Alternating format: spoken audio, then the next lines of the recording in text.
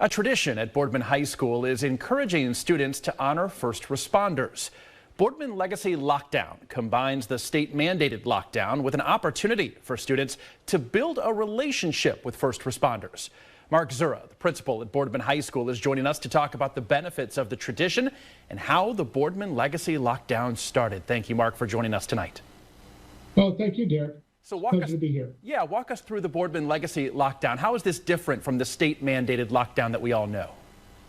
Public schools are required once a year to participate in state-mandated lockdown drills. And the difference between a traditional lockdown drill and the legacy lockdown drill at Boardman High School is that in a traditional lockdown setting, you go through a script, the students shelter in place, and then they go about their normal classroom day and routine. And at Boardman High School, we take things a step further. When we release students from the lockdown drill, the students are able to actually go out into the halls and do a clap out for their first responders to honor them. And it's really a unique way that we honor the people that would respond to a crisis if they were in that situation. Yeah, it sounds like a great way to honor them. Boardman's been doing this since 2018. How did this tradition start?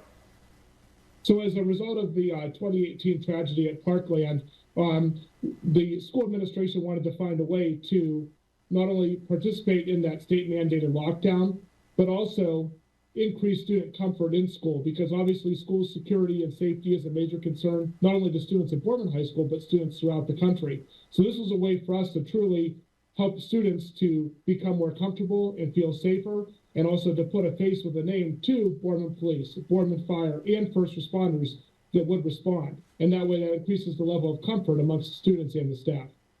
What's been the feedback like? What are some of the positives you notice coming out of this tradition? Anytime that a car would come up to the high school or a fire truck for a fire inspection, anytime that those things happen, students aren't afraid anymore, because they know that those individuals that walk the hallways and check in on the building, check doors, check fire systems, they're truly there for their protection. And that adds just another layer of comfort and safety that we can incorporate into our day-to-day operations at the school. So whereas some students might be concerned to see a squad car show up or say, oh, what's happening? Our students are like, well, it's just an officer that's walking the halls, or it's someone that's checking in on me, checking in on doors, checking in on fire systems, and truly to make sure that everything's perfectly safe at the school. So it's really a neat thing. Yeah, Mark, it really sounds like a benefit of building a relationship between schools and first responders. You think this keeps students safer? Absolutely. Absolutely it does. Because the students already have that relationship with their school resource officer, and this drill and this opportunity through the legacy lockdown takes that beyond the school resource officer to police officers and firefighters that are just on that beat on any given day, because obviously a situation could occur at any time.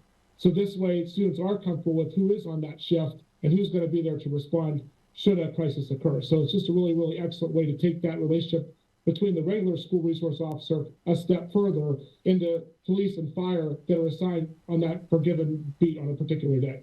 I'm curious if this model's been shared with any other school districts, or anybody is trying to model this after you guys?